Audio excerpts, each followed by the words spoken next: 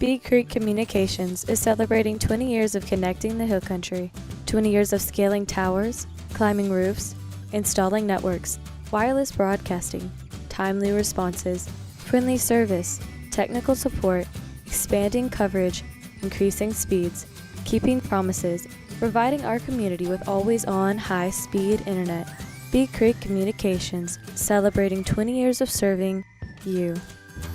Touch Well Service will take care of all your water well needs that come after drilling. They specialize in water pump installation and repairs, servicing windmills, solar pumps, jets, submersible pumps, and pressure tanks. Touch Well Service has been in business since 2002 with 83 years combined experience. Their entire staff is dedicated to their customers. Touch Well Service supports all men and women in the United States military and first responders. Touch Well Service, 830-997-2413. On the web, hillcountrywaterwell.com, and look for them on Facebook.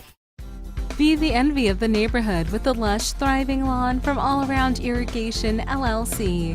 We are dedicated to providing friendly, professional service to leave you with outstanding results. We have built a reputation for getting the job done right.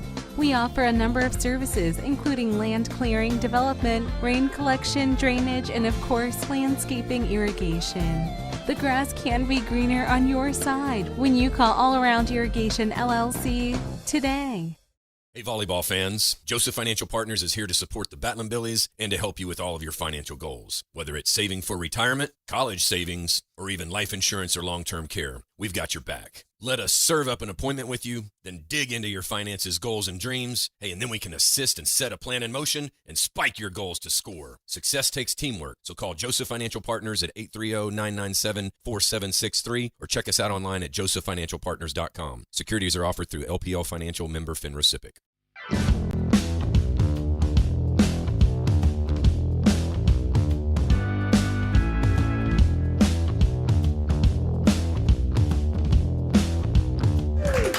I'm all pumped up, all pumped. Let me get a shot of Java Ranch coffee in real quick here.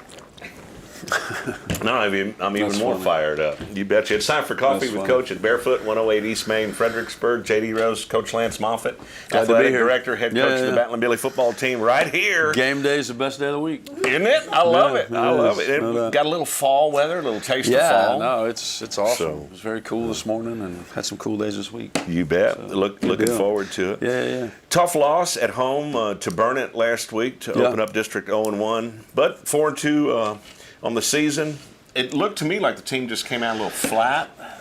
What happened in your mind? But to me, it just they just. That's a loaded question. To me, just as a view, Joel Griffin didn't come to Coffee with Coach. It's Joel's fault. We were talking about that. We were talking about that last week, but he's here today. He's here today, so not to place blame elsewhere. Just me. They came out a little flat, and they just really couldn't. Ultimately, it boiled down to we didn't play in all three phases of the game, and I said that on the newspaper interview after the game. That's on me. That's my job. Is to make sure that we're ready to play in all three phases of the game, to make sure that we're making the decisions during the game that we need to be making to help us, continue a drive or get a stop or whatever, and there were two key moments that I could have helped us a little bit better. We went for a 4th and 1 coming out of the third quarter, going toward the end zone. We're going to score. We have a chance to go up 2 scores right there. Then we go for it on 4th and 1 and we don't get it. And hindsight's 20/20. It's easy to money quarterback and all that stuff. I wish that I would have called timeout and maybe called a play and overruled the coordinator. Coach Huff does a great job game planning. He did a superior job getting ready for the game.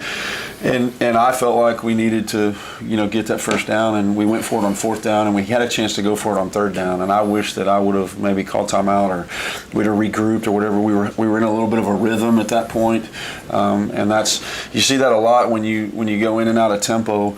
You get in a rhythm, and then all of a sudden it doesn't work, and now it was 4th down and it's their ball, And so that was on me. And then you follow a couple of plays later. It's 4th down for them, and they call timeout, and it's 4th and 5 or something, and they come out of a timeout and they line up their their swinging gate like a field goal team on their sideline, and we're kind of scrambling around, kind of seeing it, not seeing it. I should have called timeout right there, and forced them to run a play because we knew we were going to do that. We weren't communicating as well as we should have been, and I wasn't really sure what was going on. I saw that they were kind of doing something, but I should have called timeout when they sent one kid out to get over the ball and snap it over there, and they got a first down, and then they scored on the next play. So in a matter of about 4 plays, all of the momentum of the game went in their favor. And at that point, we never didn't believe in each other. We never thought that we were going to lose or anything else. I mean, this team, testament to them and their coaching and their coaches, they have a rock solid belief in each other, and so there was never a doubt that we were going to finish right and score and do what we need to do. But it's a game of ebb and flow and momentum changes, and we let them steal the momentum, and and I say we loosely. I mean, I let them steal the momentum from us, and that and they had a really good receiver that. They just kind of threw the ball. They just threw the ball up to him. I mean, the last one, the quarterback's on his back leg, and he just chunks it up. And I mean, our guys are playing their guts out. They're covering that guy as good as you can cover him. And I mean, he's 6'3" or 6'4", and he just goes up and catches it over us. And I mean, he throws that 20 more times. The receiver probably won't. If he throws that same pass 20 times, it may get caught. And he threw it early, and the guy didn't even run the route. Like the guy broke the route off, and the ball goes sailing down the field. So, I mean, it is what it is. We lost, and I got to own that, and I got to help us regroup and move on. Well, there's no doubt in my mind you're all looking to bounce back. Our kids worked hard, and our coaches worked really hard, and that's what you got to do, and that's you've got to learn from your mistakes. You've got to learn how to let go of the past. We talked a lot today and this week about we got to worry about the next play. We got to worry about the next thing. We can't hold on to it was an exceptionally disappointing loss for these kids because they expected to win that game. We'd beaten Burnett 3 years in a row, and maybe I jinxed us when I said that last week too. We had beaten them 3 years in a row. It took me 6 years to finally beat them, and then we beat them 3 years in a row. And I mean, they're a good program. They're a good team. Coach Rye got them ready, and so kudos to them. They did a really good job, and they played really hard, and they got the victory. And I was exceptionally disappointed because we're 4-1 going into that game. We're kind of clicking. Things are going well coming out of that big win against Bernie and all that stuff, but ultimately, like I told him today, I said everything that's happened before now doesn't matter. What matters is tonight and right now, and that's what you have to focus on. Somebody asked me about we were flat. Coaches always we're our own worst critics. All of us, all counting the middle school coaches, all 15 of us, all 16 of us are our own worst critics. And so when you come out of that, you're like, well, did we have good practices? Well, yeah, we had good practices. Did we warm up well? Yeah, we warmed up well. Were we flat? Were we? And the thing that you can say about it is, sometimes you have really good practices and you don't play well, and sometimes you have really crummy practices and you play well, and sometimes you come out and warm up and everything feels great and the kids are loose and all that, and you lose, and sometimes you come out and they're really tight and you win, and so there's no recipe for that. No method to the madness. There's no recipe for that because in a 28-year coaching career at all levels, I've seen it go both ways in every different aspect in that, and so there's really no way. I mean, if you could predict it, and I've said this before, if I could predict it and I could be prophetic, then I'd probably be coaching on Sundays, right at the highest level. Because if you could predict those things and be prophetic about it and know the recipe to get that done that way, then that's what you do, and you win every week. Well, coming off a bye week too is a blessing and a curse because yeah. I mean, there was that factored in as well. Yeah, so I again, same deal. I don't know if it was or not. I mean, I know you got to execute when you need to execute, and I know that we didn't execute. The big thing was we didn't execute as well on offense as we had. I believe that all of us would agree that we played well enough on defense to win the game. And we played decent on special teams. We did get a field goal an extra point blocked, which was disheartening since we had kind of fixed some of those things the week before. But our kickoff team was good. Our punt team was, relatively good at times. And we just didn't.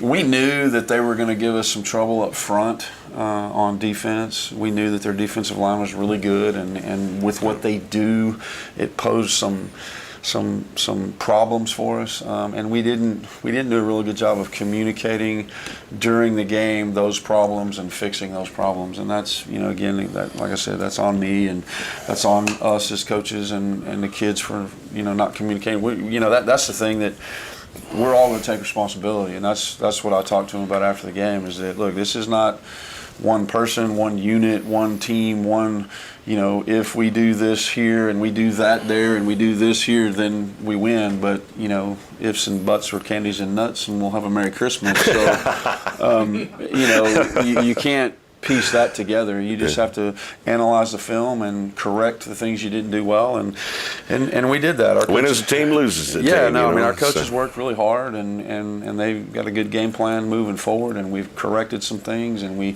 talk to kids. I think that's something that's different too nowadays. I encouraged each position coach to talk to their kids and just check in with them, see how they felt. I invited the captains over to my house on Sunday just to kind of talk to them informally. We didn't have a practice or a meeting or anything like that. We just kind of came over and talked about how they felt, and that kind of stuff. Let the kids process, let them get it out, let them kind of wad it up and throw it away. Exactly. So that, we can come into Monday, ready to be positive and get moving forward. So, yeah, that's kind of how all that went down. So good stuff. Good stuff. But bounce back. Everything's going to be good against LBJ. We'll be talking about LBJ, the Panthers here in a little bit. Also, the players of the week. In fact, we've got that coming up right after these. ValueMed Pharmacy is Fredericksburg's pharmacy. By putting our customers first, we've earned a sterling reputation as the premier provider in town. With free home delivery, convenient location, and a speedy drive-up window, getting your medications has never been easier. ValueMed offers competitive pricing and accepts most prescription insurance. We're located at 707 North Llano Street, or give us a call at 830-997-8155. Come see why ValueMed Pharmacy truly is Fredericksburg's pharmacy. Gaddy's Pizza in Fredericksburg is a huge supporter of Billie Sports, students, and teachers. In fact, Gaddy's offers a lunch special for teachers and students Monday through Friday for only $6.99, and that includes a drink. Gaddy's Pizza also has pasta, dessert, and one of the best salad bars in town. Enjoy the game room. Kids of all ages love it. Gaddy's takes pizza seriously. 2931 Highway 16 South in Fredericksburg. Billy Pride Iberales. Howdy, Dow Floyd, ex-Battling Billy, class of 1980, Senior Vice President of Texas Hill Country Bank here in Fredericksburg. We're proud of all our local sports programs. We want all teams to have a safe and successful year.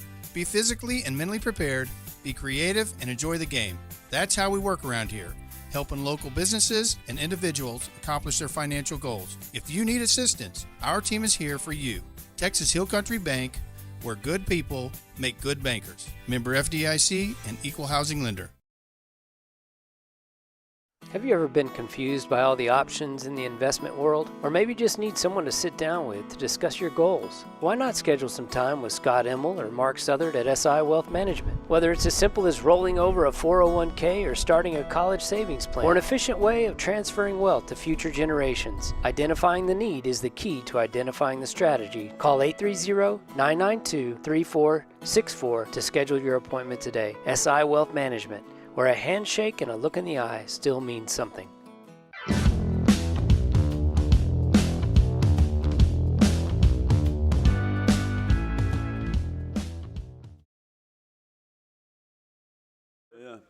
Oh, sorry. There we go now. Hey now, we're back live at Barefoot 108 East Main, Fredericksburg. I want to thank Java Ranch for the coffee and muffins. Get your Battling Billy gear right here, and it's Coffee with Coach today. No doubt. And we're going to take a look at the players of the week from Week 6 versus Burnett. This is actually Week 8. This is Week 8 Week of 8? the season. It's actually Week 11. Plowing through It's Week 11 since we started before school. Right. It's week 8 of the school year, and it's game 7. So there you go. You can get confused if you're not paying attention. But and it's the LBJ Jaguars, not the Panthers. I apologize for that. No, that's right.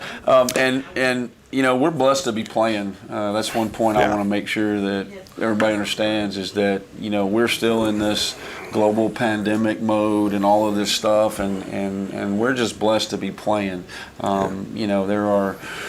There are lots of teams all over the United States not getting to play. There's teams all over Texas that are getting postponed or canceled or whatever. So we're going to keep everything in perspective. We're certainly not going to dwell on a loss that disappointed us. That's the lesson you try to teach kids. And one thing also I didn't mention when you were talking before, something else that we were a little out of rhythm. We unfortunately, Cade Yansky got lots of attention for how well he played against Bernie and making the big catch and whatever, but he also had to sit out last week, and so this team, this group has done a really good job of stepping up next man mentality.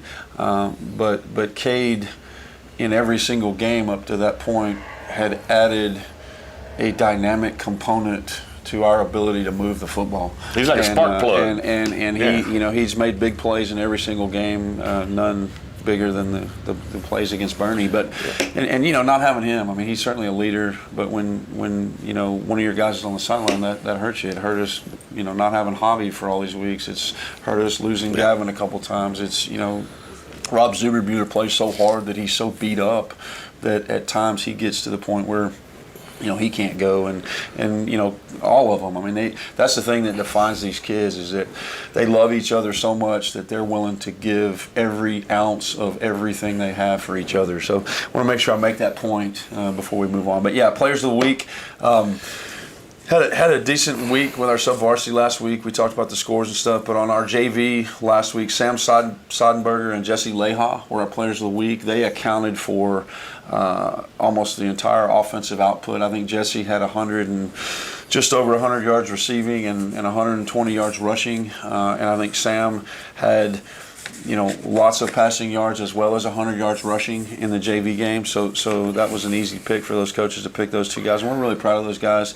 We're grateful to get Jesse back. Jesse went to Kerrville as a freshman and came back this year, so he's back at home, and he's an exceptional, dynamic player. And then Sam's been a leader in this group, since the day he stepped on campus. And then our freshmen, two guys that are kind of unsung heroes because they don't necessarily always get all the attention. There's Jordan Nixon and Brett Bowers, and those are two guys on our freshman team that are just solid, dependable guys that we know are going to get the job done in every situation, and last week was no exception, so that's why they were recognized. And then from a varsity perspective, we only recognized 2 this week. We agreed as a coaching staff that we had such a low productive night on offense that we probably didn't want to award an offensive player of the week. So we awarded defense to James Sabera. James has had some big productive nights. Burnett was no doubt. He recovered a big fumble. We opened the game with a fumble, and then they fumbled it back to us. So it was kind of a comedy of turnovers to start the game, and James came up with a big fumble, and then he was very productive, off the defensive line the rest of the game. And the special teams is Gary Sodenberger. Talked about him a lot. He's our deep snapper on punts, and one of the things I've noticed the last couple of weeks watching film is that he's making almost all the tackles on the punt team. And so what's happened the last couple of weeks is you watch the film and the other team is putting 2 guys on him, and they're in defensive secondary coverage, we have a thing called banjo, which means if he goes this way, you cover him. If he comes this way, I cover him. So they account for a guy, and that's what they're doing on him as he snaps the ball. The rule says you can't touch him in a scrimmage kick situation, so they can't hit him. So he comes out untouched, but then once he clears the line of scrimmage, now it's on. And so most teams are putting 2 guys on him, so they make sure that he can't be the first one down there to make the tackle, and that's a compliment to him and how hard he's playing and what he's been doing. And certainly he's a great linebacker on defense as well. So proud of those kids for their efforts, and want to recognize them for being Players of the Week. All right, so it's good stuff. Congratulations to those young men there. Yeah. Good stuff. No well, doubt, you briefed a little bit on sub-varsity, and then we'll talk a little bit about the middle school too. So how did the sub-varsity actually come last out? night we split. people know or don't know this. Our community does for sure, but LBJ basically doesn't have a sub-varsity. They started off the year, they're not inner city, but they're in a big urban area, and so AISD lumped them in with the 5As and 6As, so they didn't get to start practice till after Labor Day. And so we talked to Coach as soon as he started practice. Coach Fenner, he does a great job with that program and has done a great job with that program. But when he started the season, they didn't have very many kids out to play those JV freshman slots. And so he told us early on, all of us coaches in the district, that they probably weren't going to have a JV or freshman team. And then a couple weeks into the season, he comes back and says, hey, I think I've got enough to field a JV team. And so we kind of, adapted our schedule and fixed all that. And if we weren't looking for a game or whatever, then we said, okay, we're going to play you guys. And then, this week, I think they had the same holiday we did for students on Monday, and they had practice, and essentially they just didn't have enough kids show up to field the JV. So he called me and said, hey, look, we're not going to be able to bring a JV to Fredericksburg. So we were able to pick up a game with Canyon Lake. We're going to talk about this in a minute. Yeah. Canyon Lake lost their game with Taylor based on COVID quarantining. Again, we'll talk about that in a minute. So Canyon Lake lost all their games versus Taylor, and we lost our JV game versus LBJ, so we agreed to play. So we're going to play them again next week. So we're going to play them a 2-game series, I guess. Yeah, like softball or baseball. But we got our kids playing. And, absolutely. And so that happened. And then our freshmen, we knew that LBJ was only going to have one team if they were going to have any. And so we picked up a game with Mason, Mason's JV, and we kind of renamed our teams. They're not really freshmen and JV anymore. It's just 2 JV teams because we saw a need based on grades and quarantining and illness and whatever you want to call it. We've lost some kids off the freshman team, so we kind of combined that team into a JV white team. Now we have a JV red and a JV white, and we took a handful of sophomores and put them in with that freshman group so that we could fill the team, and it was positionally. There were some linemen that we needed to be able to account for that we didn't, and so we value those kids and appreciate those kids stepping up. So to answer your question in a long roundabout way, our freshmen lost to Mason's JV. They didn't play well in the first half at all. It's interesting.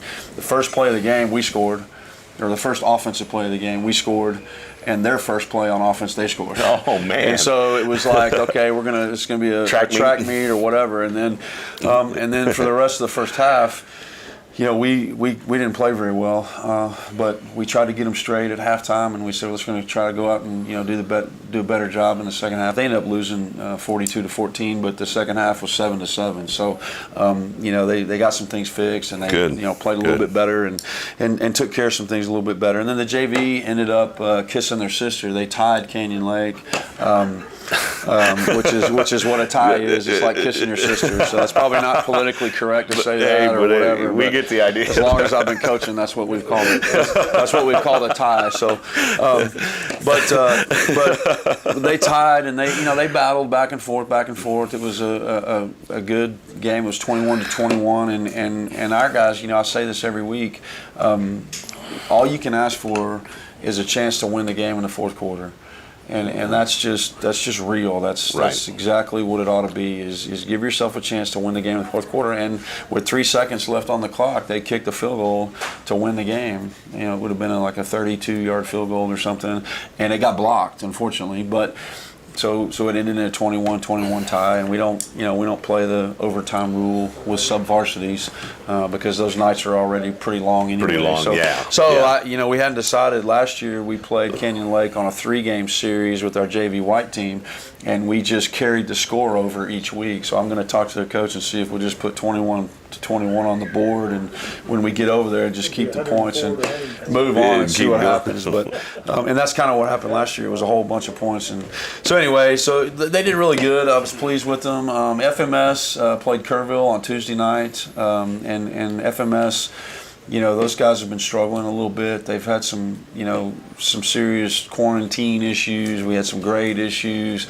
Been dealing with a lot of the things related to COVID that you probably didn't expect to happen. And so we ended up having to combine our 8th grade team. They had a lot of injuries as well. That particular group got a lot of injuries had plagued them, and so we ended up combining the 8th grade teams into one team. So we played Kerrville here with their 8th grade, and of course they lost, but they battled better than they had previous weeks, and that's all we're really looking for is improvement. And then improvement. Yep, absolutely. The 7th grade traveled to Kerrville, and they both lost, but again they battled. The little white team battled really well, and their red team, or their whatever they call it, their blue team that played our red team was an exceptional team. I don't know if I've ever seen as good of a 7th grade team. I mean, they were solid at every position. They were really solid at the quarterback position. They had really solid wide receivers. They had a really good running back. Their line was, they were really, really good. And our guys battled for a half, and then in the second half we tried to press a little bit, and we ended up throwing the ball up, and you give up a pick six, and then you get a couple of interceptions and give them a chance, and so it kind of became a blowout, but it really wasn't as reflective as the play was. Our kids played hard for a moment, and they had a chance to be in it. But we'll battle back, and that's the other great thing. I mentioned before, we're getting to play, we're getting to do this, we're getting to go to work every day, we're getting to do the things we do. So we're certainly not going to dwell on a loss this week and let it carry over into next week. We're gonna regroup and practice hard and get better and continue to get better. And that's all we're all trying to do, is to be better at the end than we were at the beginning. So love it. Proud of those groups, yeah. Love it. No You doubt, bet. no doubt. Absolutely. Well, LBJ tonight, by the way, it will be broadcast on Billy's.live. Yeah. Hats off to the... And that's a change, thanks to Paige Finley and his Billy's.live group for Caleb Dale willing to take up the torch and get that done. Absolutely. I was telling Paige, that all happened yesterday, which is pretty quick if you're going to do it tonight, right? But we agreed at the beginning of the season that the home team was going to provide the stream, and so I didn't really get any information about that from Austin, Austin ISD, and so I kind of called them and I tried to press them on it, and it's interesting. Compliment to Paige and his group and our community. They had seen one of our streams, and they basically asked us to do it because theirs is not much more than just a camera feed that people can watch the camera feed from the game film or whatever. So they don't necessarily have the broadcasters and all the stuff that Paige, the value that Billy's.live has brought to the full production, the whole situation. If you will. Yeah. And so they, it was interesting because we agreed as a district that the home team was going to do it only, and that was just a COVID thing, and you don't have that many more people in the press box and all that kind of stuff. But I mean, they basically asked us, man, we'd really love for you to bring your Billy's.live group, and so I was texting Paige yesterday and said, let's go. And it worked out great. It all worked out. So shout out to them for being able to do that and be able to bring our game, back to our community. Absolutely. So, love it. Looking forward to it tonight. Yeah. Of course, King and Cayman with the play-by-play, and simulcast at TexasRadio.net as well. We're going to take a quick break. In fact, we're going to talk about tonight's big game against the Jaguars when we come back, right after these, right here at Billy's.live and TexasRadio.net. Strayer Offers has been going strong since 1928. They specialize in tires and tire repair. Name brands like Michelin. Strayer Offers also offers dependable wheel balancing, alignment, brake repair, tune-ups, oil changes, engine service, belts, and hoses. You get the picture. Also check out the Kawasaki Mules, ready to go to work for you. Strayer Offers, proudly serving Fredericksburg and the Hill Country for 92 years. Stop by at 509 South Adams or call 830-997-4382. Check them out online, StrayerOffers.com. When you have an accident in that vehicle you rely on, there is peace of mind in the Hill Country. Lance's Body and Paint, they offer all types of collision repair. They work with all insurance companies. Lance's Body and Paint is iCar certified, so you know you're getting the latest repair technology in Fredericksburg and in the Texas Hill Country. Lance's Body and Paint, Highway 290 East in Fredericksburg, supports our Fredericksburg Battling Billies. Call 830-990-2900. Bee Creek Communications is celebrating 20 years of connecting the Hill Country, 20 years of scaling towers, climbing roofs, installing networks, wireless broadcasting, timely responses, friendly service, technical support, expanding coverage, increasing speeds, keeping promises, providing our community with always-on high-speed internet. Bee Creek Communications, celebrating 20 years of serving you. Toch Well Service will take care of all your water well needs that come after drilling. They specialize in water pump installation and repairs, servicing windmills, solar pumps, jets, submersible pumps, and pressure tanks. Toch Well Service has been in business since 2002 with 83 years combined experience. Their entire staff is dedicated to their customers. Toch Well Service supports all men and women in the United States military and first responders. Toch Well Service, 830-997-2413. On the web, hillcountrywaterwell.com, and look for them on Facebook.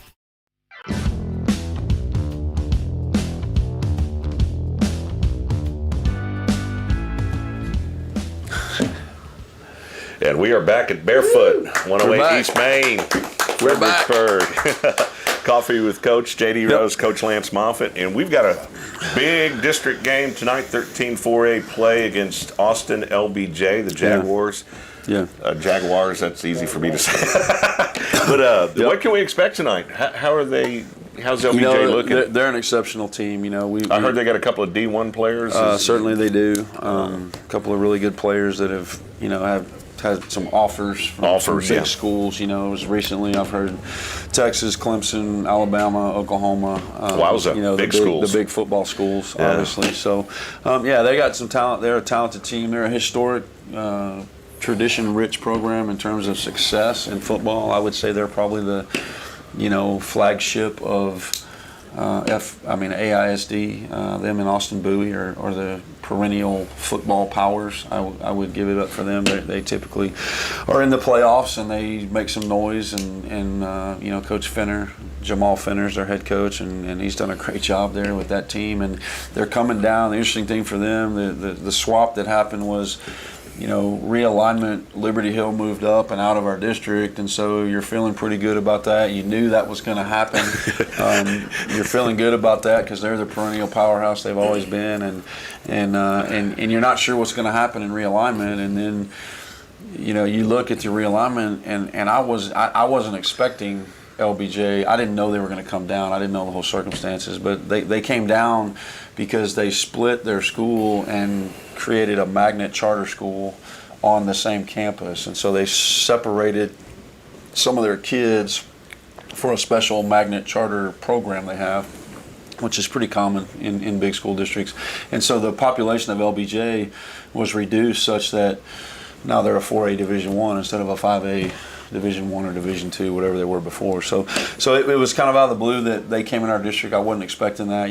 Coaches, we always try to, predict what the district's going to look like and whatever. And we knew that Liberty Hill was leaving, but we weren't sure who was going to come in. So they came in, and they've been ranked from the beginning, preseason ranking, and they're coming down from 5A where they were in the playoffs last year, and they're, like I said, a perennial team, and they're exceptionally talented and all of that. So they're a good team, and it's going to be a big task for us to play well and battle them and put ourselves in a position to win the game in the fourth quarter. But they how about offensively? How do they look? I'm sure they got some playmakers, right? Certainly they do. That's the thing. I think speed is the thing that you said on a break they should be the cheetahs because they got some speed, right? If that's the fastest land mammal, then they certainly should be named so appropriately. They got speed, right? They're exceptionally fast, and they'll get behind you if you let them. And they do a really good job. I'll give Coach Fenner lots of props. They do a good job of coaching. Keeping it simple so they can exploit you with their talent. They don't do a whole lot of different things that are going to try to razzle dazzle you or trick you. They're going to run right at you. They're going to run a few plays where they pull a guard or whatever, and then they're going to try to pull the quarterback on the backside. But relatively speaking, they don't do a whole lot, but they do it very, very, very well when they do it. And they're big up front. They come off the line. They run a spread offense, shotgun spread, and they have a junior quarterback that's left-handed, and he can spin it pretty good. Got to see him play when they played Cornerstone 3 weeks ago, I guess, the night after we beat Bernie. We went and watched them play, and so they get after it. And you got to keep them in front. You got to fit your gaps like you're supposed to. You got to do all the things on defense you're supposed to do, and you got to pull the trigger. They're so talented that if you don't pull the trigger, this is what Coach Wilder was telling our kids this morning. If you don't pull the trigger on making a tackle, you're too late. Like, I mean, you got to get your read, and you got to go, and you got to press, and you got to tackle like you've been taught to tackle, and you got to run through it, and there is no hesitation. It's got to be full speed, and you got to go. So, and then defensively, they run a multiple 3-4 odd look with 3 down linemen that are going to be on our center, and sometimes they'll be on our tackles, and sometimes they'll reduce and be on our guards, and then 2 outside linebackers that are going to move up and back based on our formation, and then they like to be in a 2 high look, but if they want to stop the run, they'll rotate one of the safeties down and move over to a cover 3 look. And so, and they're 2 dudes. The 2 dudes they have both play safety and corner. I think the 2 kids that are they're pretty tall, highly recruitable. Yeah, big guys. Latrell McCutcheon. I haven't stood next to him yet on the field, but I'm guessing he's 6'3" to 6'4", and can run. And that's how you get recruited. Is you be 6'3" or 6'4", and you can run and you can play. Right. And so and then when you watch them play, they play safety and they play corner, and they play the run just as well as they play the pass. I mean, they're going to get a read, and they're going to trigger, and they're going to come downhill, and they're not going to let you. They're going to make a tackle on the line of scrimmage less than 5 yards from the safety position. So they certainly stand out on film, and they're well coached, and they do a good job of what they do, and it's going to be a great challenge for us. I mean, we're going to have to do some things to combat their talent and their ability, and we're going to have to make sure that we take care of our business. Special teams, they do. They do a good job in all 3 phases. They like I said, they're very talented. The coaches coach them well, and they get lined up right, and they kick the ball where they need to kick it, and they punt it where they need to, and then all of a sudden they're behind you, or they're gone. So we're gonna have to be solid in all 3 phases. Our coordinators have worked really hard to come up with a good game plan, and hopefully they're going to complement each other. The offense is going to complement the defense is going to complement the offense, and the special teams is going to hopefully be able to steal some momentum, and not do anything outlandish or anything ridiculous in order to just be consistent and be solid in those areas of the game. Sounds like just play good fundamental football and you'll be all right. Yeah, I think that's the key. I mean, it's always the key to us, but against LBJ, I think we're going to have to keep their offense off the field. I think you saw some of that last week in our Burnett game. I think I said this after the game. If you keep giving their number 1 from Burnett, you keep giving him opportunities. Yeah. At some point, he's going to capitalize on one of those opportunities, and in this case, he did on 3 of them, and that's why they scored 21 points, and we lost 21-6. So, I think. So you're looking for some long, methodical drives. A good strategy against them, which we saw in the film against Canyon Lake. Canyon Lake lost to them 21-14 last week, and Canyon Lake had the ball, most of the game. I mean, Canyon Lake. I think LBJ had 25 offensive plays, and Canyon Lake had 80 or something. Oh, wowza. And so Canyon Lake dominated the time of possession, but they gave up a couple of turnovers. One of them was to the house for a touchdown, and then they gave up a couple of big balls, big plays to LBJ, and game over. So I think that's the biggest thing is we can't allow them to get those big chunks. I think that our kids are going to play hard, and they're going to do their job, and they're going to be relentless, and they're going to fight, and they're going to battle, and they're going to do all that stuff, and we just got to keep doing it and worry about the next play and move on. Keys to victory always are the same. Offensively, I think it's important this week that we sustain some long drives, keep their offense drinking water. That's always a good defense. That's always have them good. Drinking water, and have them getting tired on defense. Have them getting tired on defense. So maybe when they get back on offense, they're not as apt to run behind you because they've been playing defense for 17 plays or whatever. And then take care of the ball. We can't have any turnovers. I think turnovers had a little bit to play in last week's game as well, so we've got to take care of the football a little bit better, and just convert when we need to convert. Convert on 3rd down and get points when we get in the red zone, and take care of that, whether it be a field goal or a touchdown or whatever. Certainly we want to score as many as we can.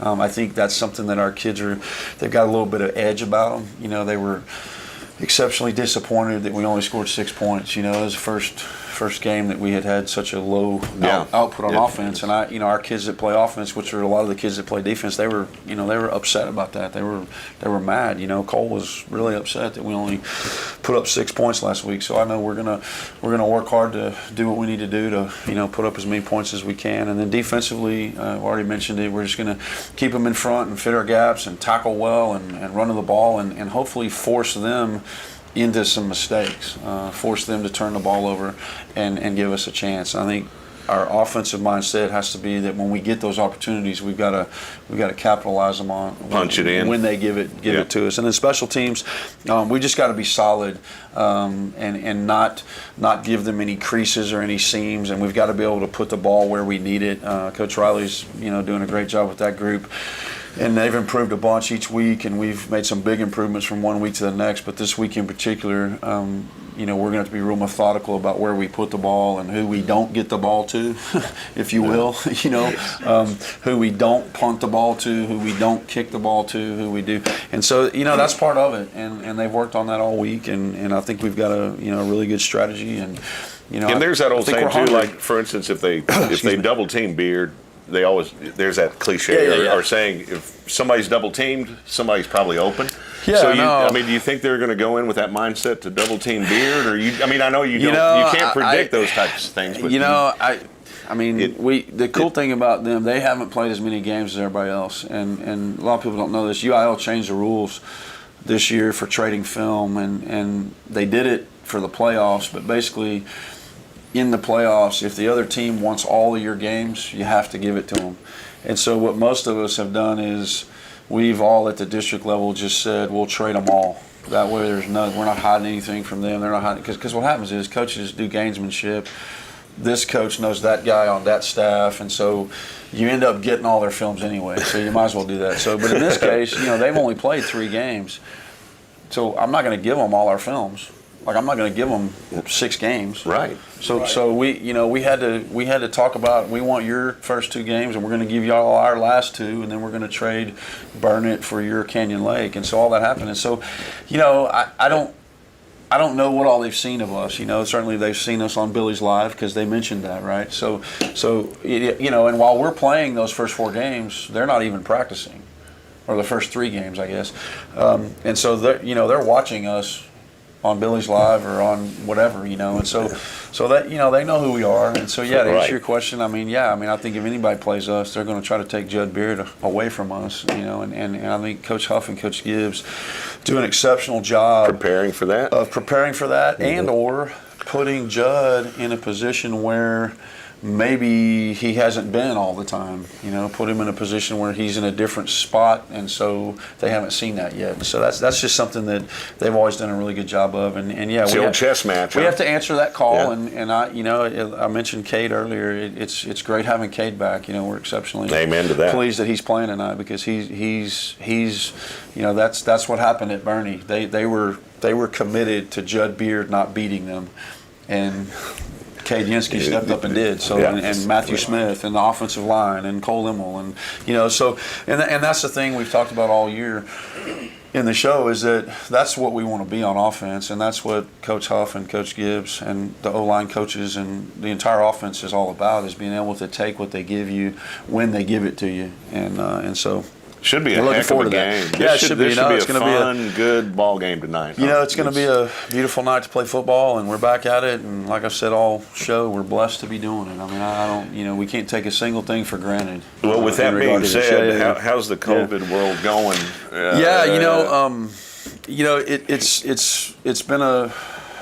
It's been a process all year. And I talked last week about people that are in decision-making positions. It is exceptionally hard to make decisions right now because of the things that are happening. Because on the one hand, you want to keep everyone safe and healthy, but on the other hand, you want to keep doing as much normal as possible. And so, what's happened, we had to have a DEC meeting this week because one of the teams in our district, Taylor, their entire football program has been quarantined based on a direct exposure. And direct exposure from the CDC world, TEA, UIL, direct exposure means that you were within less than 6 feet of someone for longer than 15 minutes without a mask on. And if that happens, that's an automatic 14-day quarantine for whoever was primarily exposed. In this case, it was their entire team. If someone tested positive was in that group. And so now is each district different as to how they're going to handle these situations? Like Taylor's, so they had to forfeit some games, right? Correct. And that had to be decided this week. That's why we had a District 13-4A DEC meeting. The DEC is the District Executive Committee, and that's made up of the superintendents from each school district. Certainly, it was a Zoom meeting, and all the superintendents were on the little Brady Bunch Zoom thing, but all the football coaches and ADs were on there too. So we were on there making sure that, we understood what was going on. But, and I shared with you earlier that hindsight. I'm sorry I can't get the Brady Bunch. No, that's okay. That's what Zoom is. I'm going to laugh about that all day. We had Zoom in the 70s. People didn't know that or whatever. It was Zoom back then. Good stuff. But we're on the Zoom meeting, and hindsight's 2020, and you wish back in July when you had the DEC meeting that you would have thought about postponement of entire games. I think our mindset as coaches were that pull up some other players. You just pull up some other players, and we even said this in our meeting. We said, well, we don't forfeit a game if our quarterback, for instance, blows out his knee, like that. You just have to go to your second string quarterback. And so in our mind, we were thinking, well, if a couple of kids get sick, we just have to pull a couple of kids up. And we've done that all year. I mean, we've had players who've been hurt, and we've had to have the next guy step up and the next man, and this guy's got to move to that position and whatever. Right. But I guess, we're not real smart because we're football coaches, I guess, but it didn't dawn on us that, like, the whole program might not be able to play because we all have to go home for 14 days. So, I'm not sure if we weren't paying attention or what. Some of the districts did that, and the UIL gave us guidelines about it, and they told us, y'all need to talk about it, and y'all need to figure out and some districts eliminated some non-district games and then built in some open weeks at the end of their season so that if they had a district game that maybe got canceled, and it's similar to what volleyball and baseball and all the other sports do. They always leave that last Friday playing date of their season open in case they have to make up a game or they have to have a playoff game between two teams that are tied or whatever. So, in this case, we didn't do that, and so what we decided and we all agreed on, it was a very tough decision. Coach Little at Taylor, he's a great dude, and you feel so bad for him. I mean, he presented the situation to us. You have to be honest and mitigate the process, and so he presented that to us and told us how it all went down, and you listen to him, and he's just devastated because their season is over, they're quarantining. You feel for him and you're very empathetic, but at the end of the day they're supposed to play Canyon Lake tonight and they can't, so that's a forfeit. So does Canyon Lake get any points for tie-breaking? Well, that's the thing that happens next. We have a tie-break process, and in the tie-break process, we have a maximum of 17 points that can be gained in a game, so that if you beat someone by more than 17 points, you only get 17. Or if you beat them less than 17, you get how many you beat them by. Gotcha. And then what happens in that case is if Taylor is involved in any kind of a tie-break, then Canyon Lake has 17 points against Taylor. And they also had to forfeit next week against Burnett. They're supposed to play Burnett next week. Right. And so now Burnett has 17 points against Taylor. So it's the fairest, best way to do the situation, and again, it stinks for Taylor, and it stinks for Canyon Lake and Burnett. I mean, that's the other thing is you're in a rhythm and you're playing and your kids are getting better, and unless you have some injuries you want to get healed, there's really not an advantage to taking a week off once you start a district. Exactly. I mean, it's just I don't think that's an advantage at all, because you want to keep playing and you want to improve, and you don't want to sit out a week, and so it's a tough deal, but it's the deal that we all have to deal with. And welcome to 2020, right? Yeah, it's all about figuring things out, making adjustments. It is. It's all about making decisions and keeping But I still what's say best hats for your off kids. to the UIL for the way they've handled really this entire year. No, there's no question. I mean, they've done everything in their power to try to get public school kids back to as much normal as they could possibly get in the face of all of this crisis, and it's, it carries over. I mean, I'm sure people all know. I mean, yesterday we heard that, the St. Mary's game got canceled, and we've had some other positive cases in our district as well. Understand six-man football Heritage got canceled. So yeah, they're all dealing. It's affecting everybody, and. But like you said, the good news is blessed to still be playing. Yeah, no question. I mean, you got to keep everything in perspective. We in the beginning of the season, we didn't know if you and I would even be sitting here right now. No, heck no. You know what I'm saying? I couldn't be more happy and more proud of what our entire staff, our school district, our leadership, our school board, everybody. That's off. Come on now. Fredericksburg, I agree wholeheartedly. Has done, and it's been hard and it's been rocky. We've talked about the volleyball quarantine. We've had some kids in other sports. We've had some kids in different groups. I mean, talking to Jeremy Chapman in our band. I mean, our band has had that of all our competitive groups. They've probably suffered the worst through this deal because they do such an exceptional job running a band. I liken it to running a football program because you have all these different units that have to practice together, and they practice together separate of each other.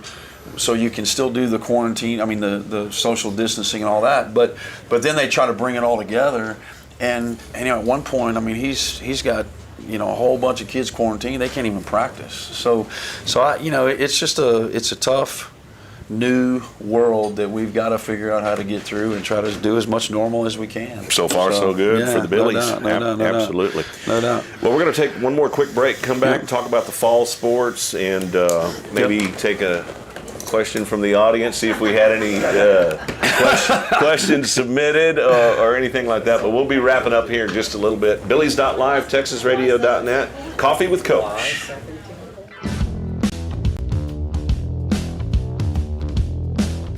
Be the envy of the neighborhood with the lush, thriving lawn from All Around Irrigation, LLC.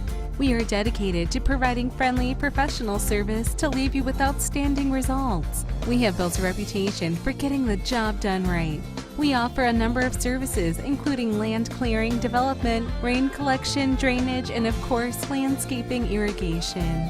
The grass can be greener on your side when you call All Around Irrigation, LLC today. Hey, volleyball fans. Joseph Financial Partners is here to support the Battling Billies and to help you with all of your financial goals. Whether it's saving for retirement, college savings, or even life insurance or long-term care, we've got your back. Let us serve up an appointment with you, then dig into your finances, goals, and dreams. Hey, and then we can assist and set a plan in motion and spike your goals to score. Success takes teamwork, so call Joseph Financial Partners at 830-997-4763 or check us out online at josephfinancialpartners.com. Securities are offered through LPL Financial, member FINRA/SIPC.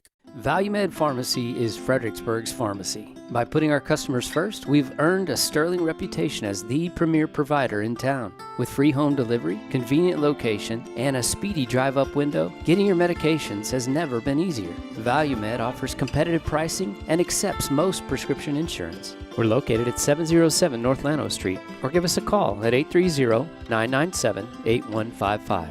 Come see why ValueMed Pharmacy truly is Fredericksburg. Gaddy's Pizza in Fredericksburg is a huge supporter of Battling Billy sports, students, and teachers. In fact, Gaddy's offers a lunch special for teachers and students Monday through Friday for only $6.99, and that includes a drink.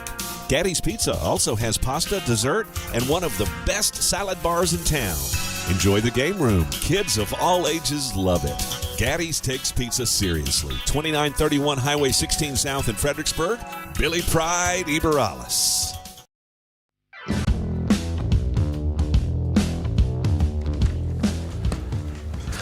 Back. And we're back. Coffee with Coach. Here we go. Barefoot, 108 East Main. Fredericksburg got a lot of folks shopping in here, man. No question. Folks from all over Texas, all over the world, I guess. But well, let's talk some fall sports. Of course, volleyball going on, team tennis, cross country. About to start basketball up pretty soon. I guess is golf in the mix or not? Golf will start playing some some fall tournaments later this fall. Okay. Certainly, we're getting to where we're transitioning from fall to winter. Obviously, the chill in the air, right? But girls basketball starts next Wednesday, and then boys basketball starts the following Wednesday. So we'll have both of those guys going, and then boys and girls soccer will come and start the Monday after Thanksgiving. Again, you know, swim is part of that group too. Swim had their first meet last Saturday, performed really well, and they don't have another meet till November, but they'll come out of Thanksgiving, and that'll kind of be the beginning of the meat of their season, leading up to a district meet at the end of January, regional meet early February, state meet February. So that's kind of what that schedule looks like. But kudos, I want to shout out to our volleyball team. Got the first district win. Yeah. You know, got the monkey off their back, if you will. They've been struggling. You know, we talked about the COVID situation. They had some quarantining they had to deal with. You know, that set them back. You know, that the crazy thing is that happened on the day of their first district ball game. Yeah. And it almost devastated them. I mean, they have been battling. Coach Raymer and his staff have worked exceptionally hard to keep the girls' spirits up and keep them competing and keep them battling. And you get those girls back, and now you got to kind of regroup and battle again. And so I couldn't be more proud of them for a big win, you know, at home. Against Canyon Lake, and you know, it was a big win for them. Sweet. And it you know we want all our groups to make the playoffs, and it keeps their hopes alive to make the playoffs. You know, maybe they're not in total control of that. You know, they need to win another game. They need to beat a Bernie. They need to beat a Wimberley. They need to beat one of the other teams that, you know, they haven't beaten yet, and maybe, you know, hope that Canyon Lake continues to lose or one of those things. So it's kind of a battle for that last playoff spot with Canyon Lake. But they put themselves in a position to do that. Right, exactly. You know? And so that's what it was all about. And so couldn't be more proud of them for that. They're traveling tonight to Poth to play a non-district game. This was our open Friday night in the rotation. I think our JV and our varsity are the only ones traveling to play. Our freshmen aren't playing tonight, but you know, and hopefully they'll be back in the gym at Bernie on Tuesday for the big showdown with Bernie. And it's going to be a dandy. Well, and they played Bernie exceptionally well during the quarantine, and so you know all of those games were, you know, 25-23, 27-25, 26. I mean, we had a chance in all of those games against Bernie, and so I it's always tough to win at Bernie, and it's always a big game, and they get after it in their gym and all of that. But I like our chances based on how we played when we didn't have all our guys, you know, all our gals that could get it done. And so now we're going to have a whole gamut of all three teams. I'm with you. It's going to be awesome. So hopefully they can get that done on Tuesday. Awesome. And then team tennis, you know, they finished third in district. They're still preparing. They're still playing a challenging schedule as they prepare for their playoffs, which are coming up pretty soon. And you know, we'll hope that they can continue with what you know they've been able to kind of solidify their team, and they've played some really good matches lately, and have won some good matches. And then cross country goes to district next Wednesday, I believe, in Bandera.